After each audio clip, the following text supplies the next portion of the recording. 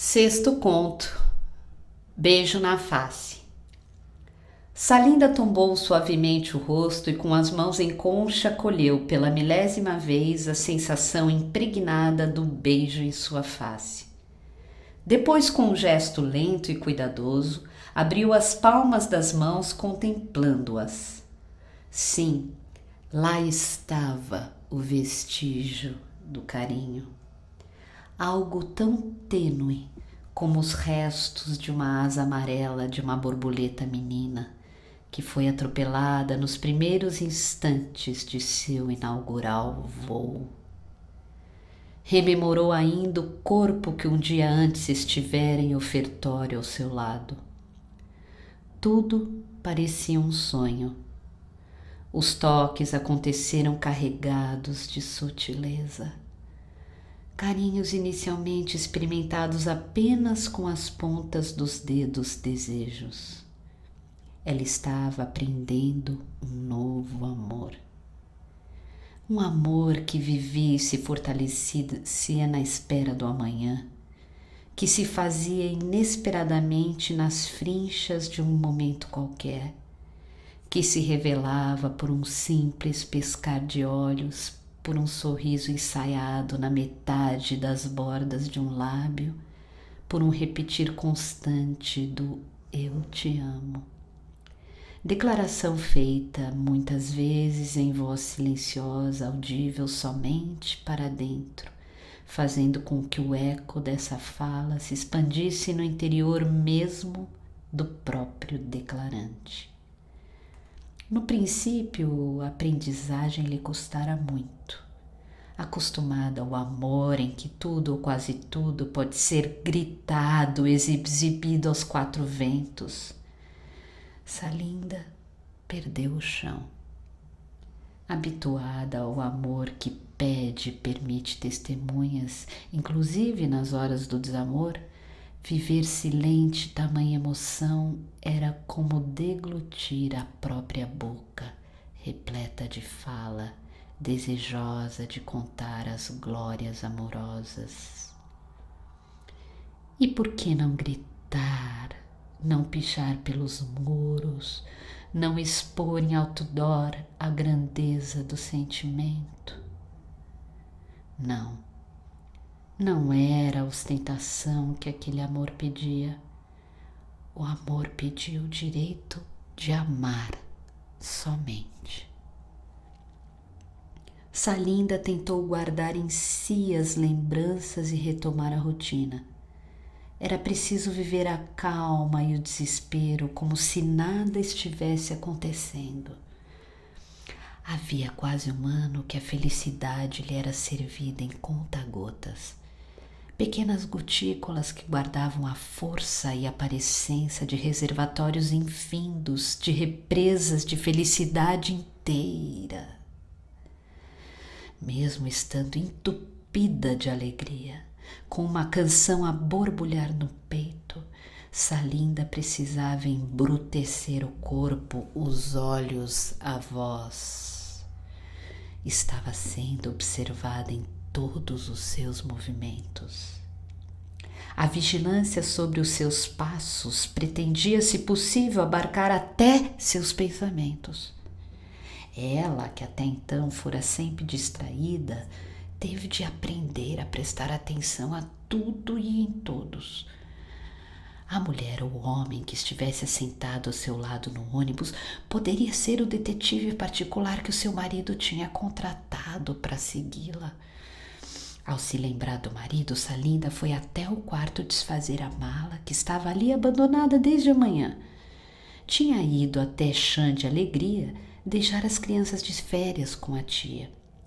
Era para aquela cidade que viajava sempre com os filhos. Além da ida ao trabalho, Salinda não podia sair só. Os filhos, sem saber, tinham sido transformados em vigias da mãe. A viagem de regresso que ela fez sozinha foi controlada desde o momento em que deixou a casa da tia. No princípio, logo que começou a ser vigiada, chegou a pensar que estivesse sofrendo de mania de perseguição. Confirmou, porém, que estava sendo seguida quando numa noite o marido, julgando que ela estivesse dormindo, falava alto na sala ao lado e sem querer ela ouviu todo o teor da conversa. Ele pedia notícias de todos os passos dela. Depois a confirmação foi se dando pelas notícias que ele trazia. Ela tinha sido vista em tal e tal lugar. Salinda entendeu o comportamento do marido. Estava a vigiá-la, mas ao invés de agir em silêncio, vinha de própria voz alertá-la. Era como se ele buscasse retardar um encontro com a verdade. Aos poucos, as ameaças feitas pelo marido, as mais diversificadas e cruéis, foram surgindo. Tomar as crianças, matá-la ou suicidar-se deixando uma carta culpando-a. Salinda, por isso, vinha há anos adiando um rompimento definitivo com ele. Tinha medo, sentia-se acuada, embora às vezes pensasse que ele nunca faria nada caso ela o deixasse de vez. Aprendera desde então certas artimanhas, sondava terreno, procurava saídas. Aos poucos foi se fortalecendo, criando defesas, garantindo pelo menos o seu espaço íntimo. Tia Vandu, em chã da alegria, era a única pessoa que adivinhou o sofrimento de Salinda. Acolheu seu segredo e se tornou cúmplice. Era na casa da tia que os encontros aconteciam. De noite, depois das crianças, desconhecendo o que se passava com a mãe, dormirem, Salinda, no quarto destinado a ela, podia se dar, receber, se ter e ser para ela mesma. E para mais alguém. Tia Vandu era a guardiã do novo e secreto amor de Salinda. Salinda desfazia a mala, relembrando o seu regresso de chã da alegria. Voltava para casa trazendo lembranças entalhadas na memória. Jogou algumas roupas no tanque, outras ainda úmidas do desejo que brincava nos corpos amantes. Para essas, ela inventou um esconderijo. Queria a preservação do tesouro, que as peças mofassem sob a ação do tempo íntimo e de sua esperança. Havia 2 tempos fundamentais na vida de Salinda.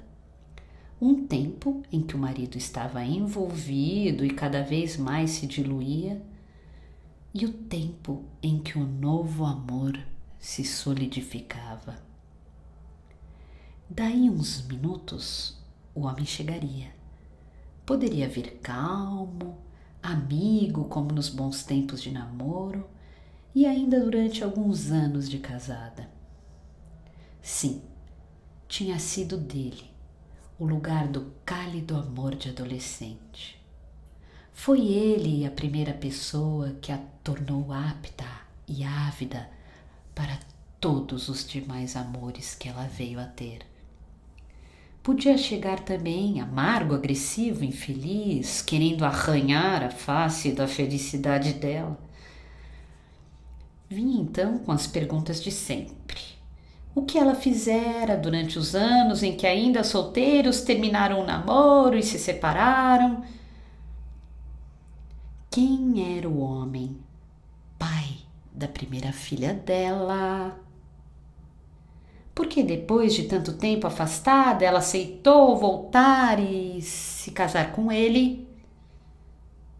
E assim, aos poucos, Salinda foi percebendo que nunca deveria ter assumido novamente uma relação com ele. Reconheci, entretanto, que antes, tanto na época do namoro da juventude, como na do próprio casamento, eles haviam experimentado tempos felizes. A mala ia sendo desfeita lentamente, enquanto tempos distintos amalgamavam-se em suas lembranças. A imagem dos filhos voltou à sua mente.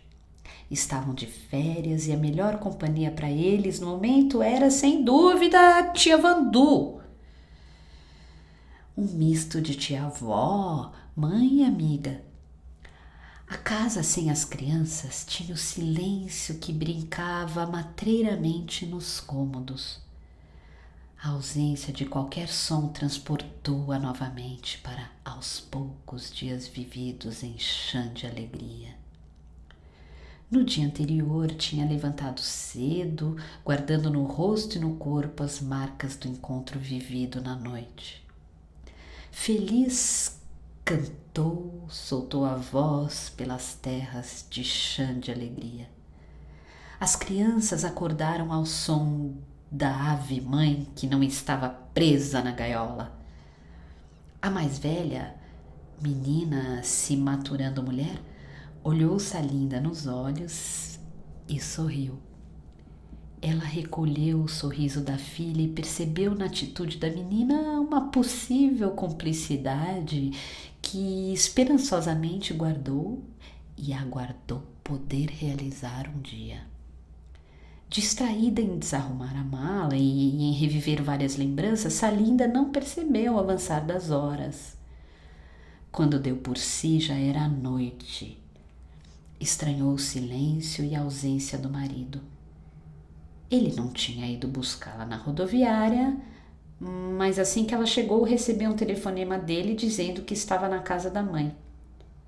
Ela, admirada, gostou. Depois de longos anos, ia poder ficar sozinha.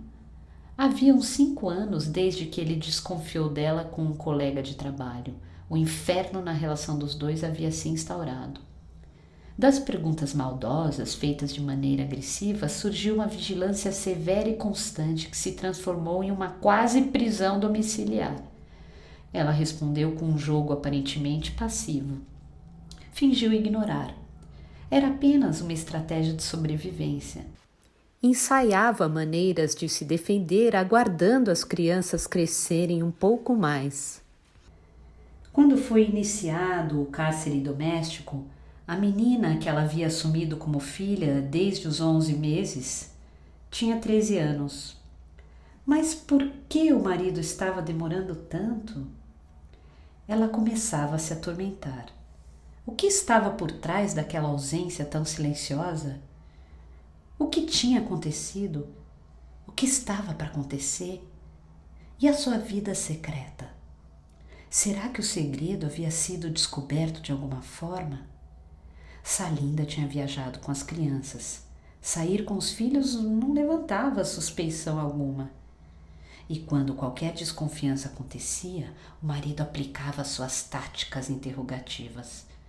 As crianças eram conclamadas a falar exaustivamente sobre o passeio. Inocentemente narravam tudo, felizes por estarem conversando com o pai. Salinda se lembrou das ameaças do marido. Preferiu desacreditar que ele tivesse coragem suficiente para qualquer decisão.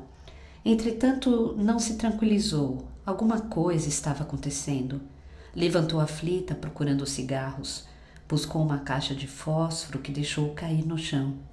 O ligeiro barulho da caixa caindo no solo retumbou como uma bomba atômica.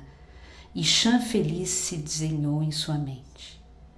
Tinha ido ao circo com as crianças em um dos dias que ficara na casa da tia. Estava mais entusiasmada do que elas. Bem cedo, quando a manhã ainda estava no nascedouro, ela gozou antecipadamente a doce aflição que sentiria à tarde ao deparar-se com o equilibrista. No circo, o momento que Salinda mais gostava era o de vigiar a acrobacia do bailarino na corda bamba. Naquele dia, quem se apresentava era uma mulher. Salinda vigiou os passos cambaleantes da moça, tentando se aprumar sob um tão fino e quase imperceptível fio. Ela sabia que qualquer passo em falso a mulher estaria chamando a morte. Por um momento pediu para que tudo se rompesse. E como equilibrista, ela mesma sentiu um gosto da morte na boca, mas logo se recuperou, mordendo novamente o sabor da vida. Seu hálito ainda estava impregnado do amor vivido na noite anterior. Levantou-se acompanhando com gosto o jogo da dançarina na fugaz linha da vida. A mulher cambaleava, titubeava no espaço. Ia cair. Recuperou-se em seguida com um passo-gesto redondo, próprio e justo, no fino fio estendido sob seus pés. O público aplaudiu, vozes infantis norteavam a alegria dos demais. Salinda saiu vitoriosa do circo. A ausência e o silêncio do marido continuavam. O telefone tocou, levantou preparada, sabia que era ele. Do outro lado do fio, com uma voz forçosamente calma, o marido anunciou que já sabia de tudo. Perguntou se ela havia esquecido de que os olhos da noite podem não ser somente estrelas. Outros olhos existem, humanos vigiam. E riu, debochando do descuido dela e da tia. Disse ainda que não queria vê-la nunca mais, mas era bom ela ir se preparando para uma guerra. Não ia matá-la, não ia cometer suicídio, mas ia disputar ferrenhamente os filhos. Ele queria os filhos, todos. Ah, queria! Salinda recebeu o golpe com a cabeça erguida. Sua voz não podia demonstrar nenhum temor. Batalhas viriam piores, mais cruéis que as anteriores. Sentiu, porém, certo alívio. A verdade tinha sido apresentada, por pior que fosse a dor. O que fazer? Que cuidados e providências tomar no momento? A quem recorrer? E as crianças? Não, ela não ia desistir delas. Seus filhos eram uma opção que ela fizera para sempre. Sentiu-se desesperadamente só. Quis ligar para a tia Vandu. Ponderou, entretanto, que seria melhor esperar um pouco. À noite as crianças sempre ligavam para casa quando estavam por lá. Agora, mais do que nunca, precisava do abrigo coração da velha. Tentando se equilibrar sobre a dor e o susto, Salinda contemplou-se no espelho. Sabia que ali encontraria sua igual. Bastava o gesto contemplativo de si mesma e no lugar de sua face viu a da outra. Do outro lado, como se verdade fosse, o nítido rosto da amiga surgiu para afirmar a força de um amor entre as duas iguais. Mulheres, ambas se pareciam, altas, negras e com dezenas de dreads a lhes enfeitar a cabeça, ambas aves fêmeas, ousadas, mergulhadoras na própria profundeza. E a cada vez que uma mergulhava na outra, o suave encontro de suas fendas mulheres engravidava as duas de prazer. E o que parecia pouco, muito se tornava. O que finito era, se eternizava, e um leve fugaz beijo na face, sombra rasurada de uma asa amarela de borboleta, se tornava uma certeza, uma presença incrustada nos poros da pele e da memória.